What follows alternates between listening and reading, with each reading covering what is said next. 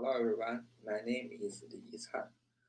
Today I want to discuss with you about the underground geology of London. My presentation consists of the following four parts. The first one is the underground structure of London. The second is the geological conditions of London Underground Line. And the next is distribution of boreholes. The last part is about the technologies that can help us better understand the geology structure of London. Let's look at the first part. According to the research of other scholars, the main structures of London can be divided into six core units. From the top to bottom are midground, draft gravel, London clay, clam base, tide net, and choke. The closest to the surface is midground, whose main lithology is water-bearing sand and silt.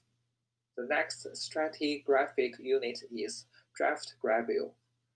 Its main lithology is clean sand and the other river terrace deposit. The third unit is London clay, dominated by marine clay. The next is lime base, which is mainly composed of red to brown clay layers with fine silt or limestone. Below the lime base unit is tynite, whose lithology is relatively complex and is composed of medium fine silty sands. The deepest stratigraphic unit is chalk. The lithology is chalk, and we can see that white to gray with hard noodle beds in it. The middle picture is three-dimensional geological structure model based on the above stratigraphic unit. On the right picture shows a detailed description of the different geological units in London. Let's look at the next slide. How the average thickness of different geological units is distributed. In all strata, midground, draft gravel, and tynite are relatively thin, and their average thickness is only 2 meter, 5.7 meter, and 9.7 meter respectively. The thicker ones are London clay, lime base, with average thickness of 35.2 meter and 22.8 meter respectively. The thickest stratum is chalk, with an average thickness of 61.1 meter. At the same time, it is also one of the most uneven distributed strata. The figure on the right shows that the thickness of the formation varies greatly at different locations. In other words, the thickness of chalk formation is not very uniform.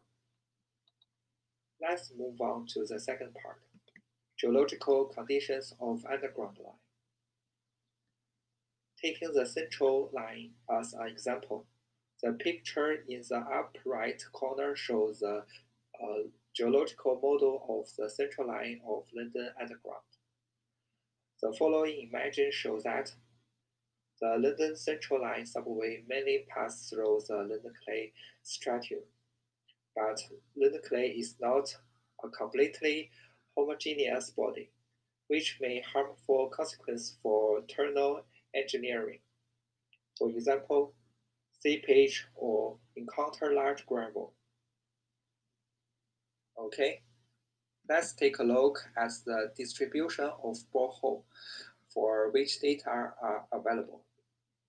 The figure on the left shows the relative position of borehole in London, while the figure on the right shows the distribution density of borehole.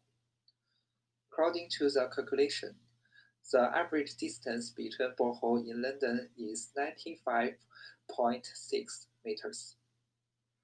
The distribution of borehole is not even, which is dense in East London and sparse in the west.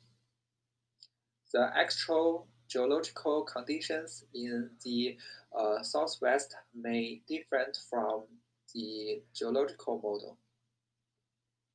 Let's move on to the next lead.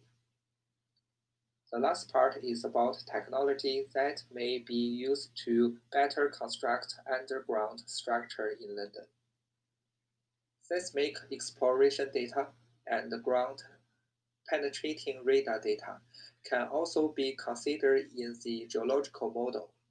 Unlike the borehole data, this data can greatly improve the literal resolution of geological model, especially the recognition of faults and the plane distribution characteristic of each stratigraphic unit.